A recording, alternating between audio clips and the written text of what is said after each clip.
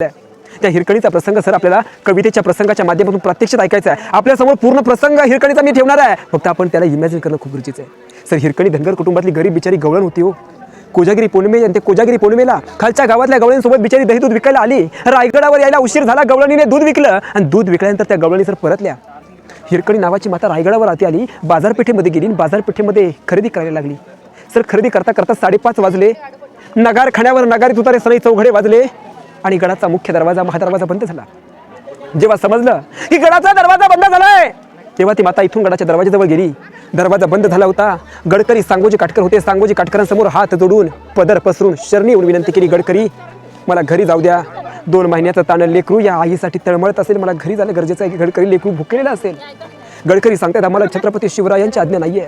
एक काम करा, ज्या मार्गाने आपण या दरवाजापर्यंत आलं त्या मार्गाने रायगडावर चला। राहण्याची जेवणाची व्यवस्था तुमची करतो। उद्या सकाळी 8 वाजता नगारखान्यात नगारा वाजेल आणि मग तुम्हाला सोडण्यात येईल खाली।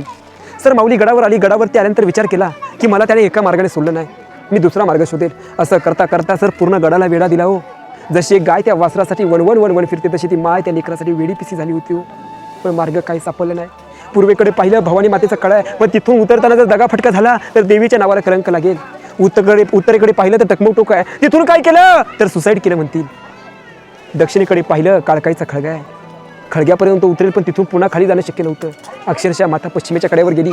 सर दुधाचा भांडा पायातली चप्पल कड्यावरच ठेवली आणि कडा उतरण्याचा निर्णय घेतला।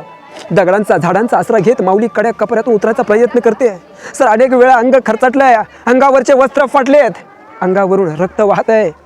अनेक वेळा दगडावरून पाय घसरलाय, हातामध्ये झाडाच्या फांद्या धरल्या त्या सटकल्यात। अनेक वेळा जीव जाता जाता वाचलाय। खाली उतरल्यानंतर पाहिलं स्वतःची एवढी बेकार अवस्था झाली होती, तरी सुद्धा मातेने विचार केला की इथे थांबणं योग्य नाही, मला घरी जाणं गरजेचं आहे। माऊली घरी गेली आणि घरी गेली तर दरवाजा उघडताच लेकरू रडते आतमध्ये। लेकराचा आवाज येतोय, मातेच्या डोळ्यातून अश्रूंच्या धारा लागल्या। दरवाजा उघडला आणि पहिलं त्या लेकराला खुशीत घेतलं आणि त्या मातेने दूध पाजलं हो। लेकरू बिचारा रडायचं थांबलं, आईची माया ती आईची माया। बाळ रडायचं थांबलं।